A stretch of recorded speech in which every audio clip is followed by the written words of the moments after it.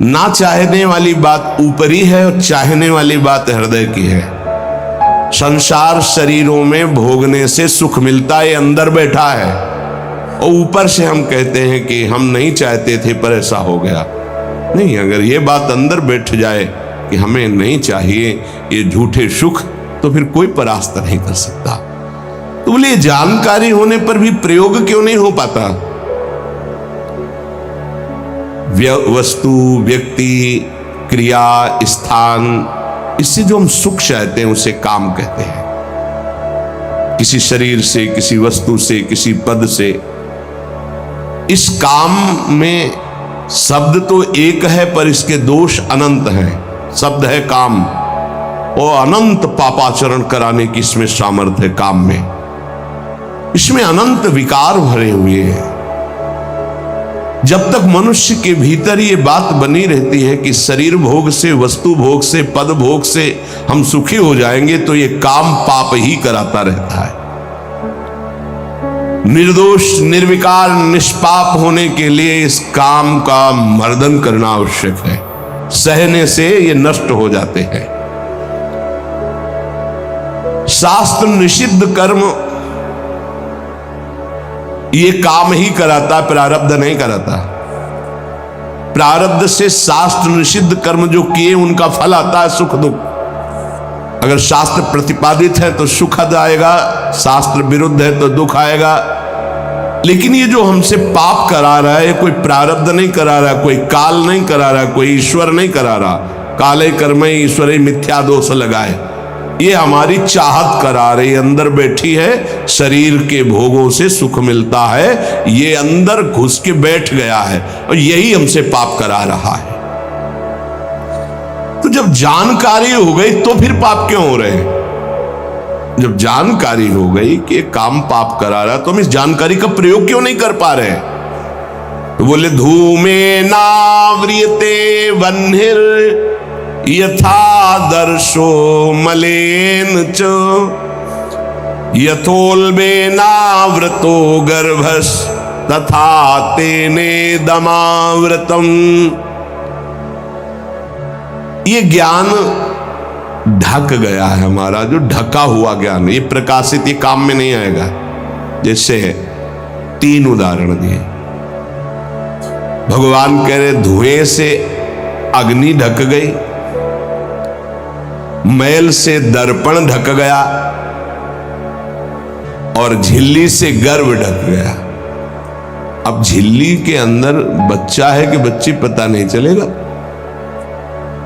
दर्पण है, हम काले हैं कि गोरे हैं पता नहीं चलेगा, क्योंकि मैल से धुआं होने के कारण पता नहीं चलेगा कि अग्नि है। पर बहुत जल्दी उसमें अग्नि प्रकाशित की जा सकती, फूंक मारो अग्नि पैदा हो जाएगी।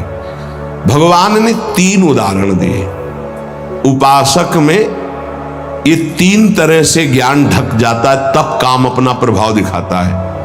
3 इसकी स्थितियां हैं। जैसे धुएं से अग्नि ढकी रहती है, ऐसे ही काम विवेक को, ज्ञान को ढक देता है। बुद्धि में निर्णय निकल रहा है कि ये तो गलत है, नहीं करना चाहिए। सात्विक, राजसिक, तामसिक, ये बुद्धि की 3 प्रवृत्तियां हैं, 3 गुणों के अनुसार। कर्तव्य अकर्तव्य का ठीक ठीक निर्णय करने में समर्थ है सात्विक बुद्धि। राजसिक बुद्धि ठीक निर्णय नहीं कर पाती, असमर्थ होती है कर्तव्य का। और तामसिक उल्टा ही निर्णय करती है। ठीक निर्णय करने की सामर्थ्य सात्विक बुद्धि में है। अब जो ही भोग इच्छा प्रकट हुई, धुआं पैदा हो गया। भोगों की न भोगों, पाप तो नहीं बन जाएगा। धुआं है, इसका मतलब अग्नि है, ज्ञान है उसके अंदर। अब अगर उस समय उसको सत्संग मिल जाए, कोई संत की बात चलने लगे, उसका चिंतन वो रोक पावे, तो मानो फूंक मारना है, जैसे धुआं उठ रहा है, 1 2 3 फूंक मारो, आग लग गई, प्रज्वलित हो गई, बच गया। ये पहला बहुत सरल है बच जाना काम से। धुआं हो जाने पर दिखाई नहीं देता क्या है, क्या ठीक है क्या नहीं ठीक है, पर फूंक मारो तो आग उठी, धुआं खत्म हुआ।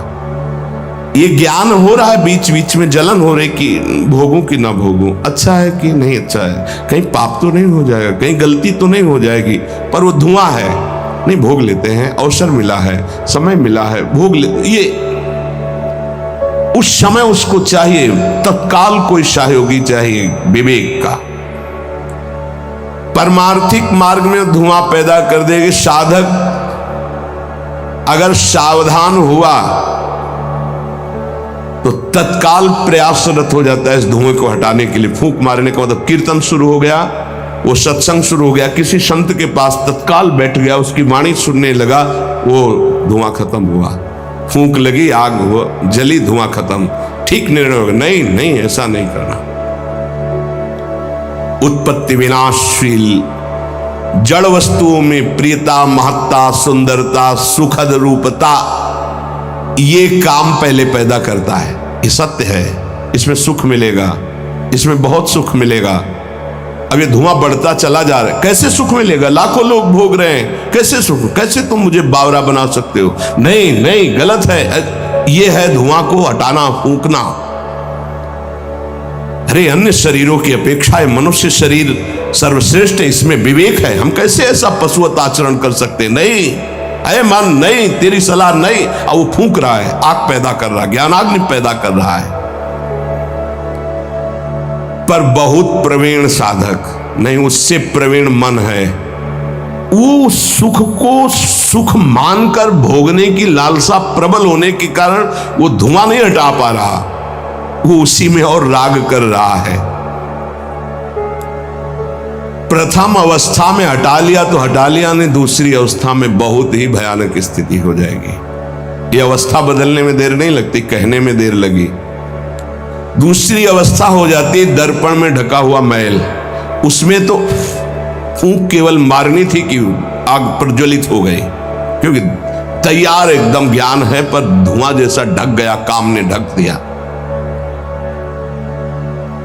जब दूसरी स्थिति आई उसी उपासक की कि इसका प्रायश्चित भी तो हो सकता है, और वो मल लग गया। जैसे दर्पण में गाढ़ा मल पोत दिया जाए तो बिल्कुल दिखाई नहीं देगा कि हमारा रूप कैसा है। अब बिल्कुल विचार शून्य होता चला जा रहा है। यथा दर्शो मलेन च, जैसे मैल से ढक जाने पर शीशा, दर्पण, वो दिखना एकदम बंद हो गया। उसमें तो दिख रहा था, धुआं है, आग है, मतलब विवेक काम कर रहा था। थोड़ा फूंकने की जरूरत थी, ज्ञान के प्रज्वलित करने की जरूरत थी, पर वो उधर ना की तरफ वृत्ति ना ला करके हाँ की तरफ वृत्ति ले आया तो दूसरी सीन पैदा हो गई स्थिति। जैसे दर्पण में मल ऐसे लगा दो तो बिल्कुल नहीं दिखेगा, वो बिल्कुल निर्णय नहीं कर पा रहा। सतोगुण में निर्णय करने की क्षमता होती है, रजोगुण में निर्णय करने की क्षमता खत्म हो जाती है और निश्चित हो जाता है कि भोग में सुख है। ऐसी कामना का वेग बढ़ा तो ये भूल गया कि मैं साधक हूं, मेरा कर्तव्य क्या है, मैं कर्तव्य करने जा रहा हूं, ये भूल गया। क्योंकि जैसे दर्पण में ढक गया तो भूल गया, दर्पण में दिखाई देता मैं कौन हूं, तो ज्ञान रूपी दर्पण ढक गया काम से, अब ये उसकी सोच ही खत्म हो गई। अंतःकरण में इतना महत्व पैदा हो गया कि विकलता हो गई उसके अंदर। अब यही उसके पतन का कारण बन गया। इतना महत्व बढ़ गया कि निर्णय करने की क्षमता खत्म हो रही है कि मैं एक साधक हूं, मैं उपासक हूं, पापाचरण नहीं करना चाहिए। ये किसी का भी हो सकता है। पहली दशा बहुत जल्दी हटा जा सकता है, फूंक मारी हट गया, आग पैदा हुई ज्ञान की, नहीं नहीं। दूसरी दशा गुंजाइश है थोड़ी, उसको ऐसे पोंछना पड़ेगा, समय लगेगा, पोंछना पड़ेगा, तब दिखाई दे। नहीं नहीं, दूसरे में संभलना रजोगुण, ये ठीक है, ये नहीं ठीक है, क्षमता खत्म हो चुकी। पहले में क्षमता थी, दूसरे में क्षमता खत्म हो गई। तीसरा यथोल बेना व्रतो गर्भा, तीसरा तमोगुण, वो विपरीत ही दिशा की तरफ ले जाएगा। क्षमता की तो बात जाने दो, वो सारी सामर्थ्य विपरीत, जो होगा देखा जाएगा, चलो, वो विपरीत दिशा की तरफ ले जाएगा। दर्पण पर मैल आने से उसको हटाने की गुंजाइश है, यहां तक हटा जा सकता है, दूसरी स्थिति तक, पर दूसरी स्थिति बहुत कठिन है। हटने की स्थिति अब खत्म हो चुकी, लगभग पर हटा जा सकता है, लेकिन तीसरी में तो हटा ही नहीं जा सकता। जैसे झिल्ली से ढके गर्भ का ये पता ही नहीं है कि बच्चा है कि बच्ची है, ऐसे तृतीय अवस्था में ये पता ही नहीं रहता मैं गलत कर रहा हूं या गलत करने जा रहा हूं। विवेक ही काम नहीं करता, वो उसे सुख और अपना जीवन मान लेता है। अगर उस कामना में बाधा पड़ी तो तमोगुण की वृत्ति बढ़ जाती है और क्रोध पैदा हो जाता है। क्रोध जब अपना स्वरूप धारण करता है तो हिंसा पैदा कर देता है, सम्मोह पैदा कर देता है। सम्मोह स्मृति का नाश किया और बुद्धि भ्रष्ट हुई, नष्ट हो गया साधक। ये सर्वनाश करने वाला काम। सम्मोह माने मूढ़ता, घोर मूढ़ता, कुछ निर्णय करने की सामर्थ्य नहीं रह गई। पशुवत, एकदम पशु। अब उसमें जब वाणी खुलेगी तो झूठ, आचरण होंगे तो कपट, व्यवहार होगा तो बेईमानी, कर्म होगा तो अन्याय और पाप, गुस्सा आएगी तो अत्याचार, हिंसा, इसके सिवा कुछ नहीं। अपना रजिस्टर कभी पढ़ के देखो, अपने रजिस्टर को तो देखोगे नहीं कि अपने जीवन के रजिस्टर में हमने क्या क्या आचरण किए हैं। ये सबको देखना चाहिए। ये बात समझने की है, थोड़ा कड़वाहट जरूर है कि हम सब तत्काल भगवान को दोष देने लगते हैं, लेकिन भगवान चीख चीख के वर्णन कर रहे हैं, ऐसा मत करो इसका परिणाम ये है, ऐसा करो इसका परिणाम ये है। तो जो कह रहे हैं करो वो तो हम कर नहीं रहे, जो कह रहे हैं नहीं करो वो हम कर रहे हैं। तो उसका जब परिणाम आता है तो हम भगवान को कोसते हैं। बंबूल बोओगे तो उसमें दाग छुहारा नहीं लगेंगे, कांटे ही लगेंगे। पापाचरण करोगे तो उसका परिणाम दुख ही आएगा। पुण्य करोगे तो सांसारिक सुख मिलेगा, भजन करोगे तो पाप पुण्य दोनों से ऊपर उठकर भगवदानंद को प्राप्त होगे। कामना में तदाकार ना होने पावे तब तक बचा जा सकता है। जहां तैयारी बनी सुख भोग की और राजीव आपने दस्तखत कर दिए, अब आपको भगवान ही बचा सकते हैं, दूसरा कोई नहीं। उस समय भगवान ही कोई ऐसी लीला कर दे तो बच सकते हो, अन्यथा नहीं बच सकते। तदाकार होना साधक का सर्वनाश हो जाना है। काम में तदाकार होना। 1 2 4 बार अगर आप ऐसी अवहेलना करेंगे तो आपका साथ देगा आपका हृदय और जलेगा, धिक्कार करेगा, बार बार कहेगा गलत है, कान पकड़ेगा, अब की बात नहीं। आगे बढ़ गए, ज्यादा मलिन हृदय हो गया तो आनंदित, हर्षित होने लगेगा, आज ये भोगा कल वो भोगूंगा, और वो पापाचरण में हर्षित होकर आगे बढ़ जाता है। ये बहुत बुरी स्थिति होती है। जब तक साधक का हृदय धिक्कार देता है तब तक तो निकलने के चांस रहते हैं कि गलती को गलती मानता है और बार बार कहता है अब नहीं करूंगा। वो विवश होकर गलती हो रही पर वो कह रहा नहीं करो, ये निकल जाएगा, आज नहीं तो कल निकल जाएगा। लेकिन जो राजी हो गया है, जिसने इस महान पाप को, अवगुण को गुण मान लिया है, निकलने की संभावना नहीं, क्योंकि तदाकार होकर उसी में लग गया। तथा तेने दमावृतम, कामना और इसकी ये 3 अवस्थाएं हृदय में आती हैं। जो साधक ये जानता है, सुनकर के ये मानता है कि कामना में, भोगों में सुख नहीं है, भगवान कह रहे हैं, संत कह रहे हैं, शास्त्र कह रहे हैं, कामना का त्याग करने से ही शांति और सुख मिलेगा। त्यागात् शांतिरंतरम। कामना आते ही फूंक मार दो तो धुआं नहीं बढ़ पाएगा और दूसरी दशा नहीं आ पाएगी, दूसरी स्थिति काम पैदा नहीं कर पाएगा। वो दर्पण में मैल, तीसरी में तो सवाल ही नहीं उठता कि बच जाओ। परमार्थ का रुचि रखने वाला साधक कामना को पहचानना सीखे और जहां काम अंदर आवे तत्काल उसको नष्ट करना सीखे। नष्ट करने का उपाय है नाम कीर्तन, भगवत गुणगानवाद, सत्संग, श्रवण। किसी संत के समीप तत्काल बैठ जाओ, किसी साधक के समीप और चर्चा करने लगो। काम की नहीं, भगवत चर्चा।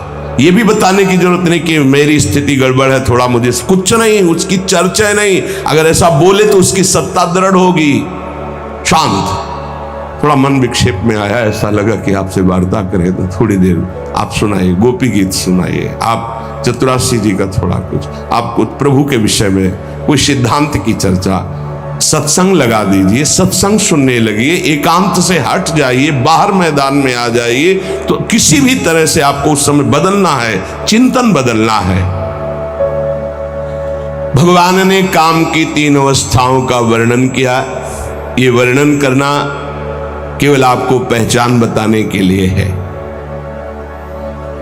कामना शब्द बोलने में देर लगती, बढ़ने में देर नहीं लगती। इतनी तीव्रता से वो प्रथम से दूसरी, दूसरी से तीसरी, और वो क्रिया में उतार देगा। इसीलिए हानि हरिवंश के नाम अंतर पड़े, लाभ हरिवंश उच्चरत वाणी।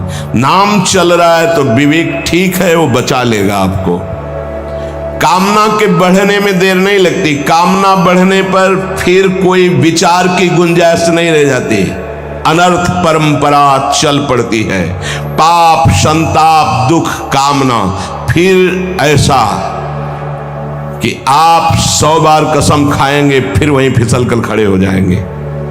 देख लीजिएगा, 1000 बार प्रतिज्ञा करेंगे, एक नहीं 1000 बार, काम वहीं रौंद के गिरा देगा, पक्का। पहली कदम पर यदि इसे रोकना सीख गए तो बाहर निकल जाएंगे। और हरि शरणागत है तो निकलना तो पड़ेगा ही, वहां टिकने तो देंगे नहीं। हरि इतने कृपालु है, पक्का जलाकर तुम्हारे हृदय को वहां से भगाएंगे, पक्का भगाएंगे। नहीं नहीं, आज से अब नहीं, ऐसी गलती नहीं करूंगा, ऐसी गलती नहीं करूंगा, हे प्रभु क्षमा कर दो, चलो। और जहां फिर क्षमा हुआ तो फिर वो जब हृदय में उमगन आई तो फिर उधर ही की तरफ भागता है। फिर वो ऐसी दीवाल बनवाते हैं, चुनवाते हैं आसपास कि रास्ता बचेगा तो एक ही, हरि शरणम, दूसरा रास्ता नहीं।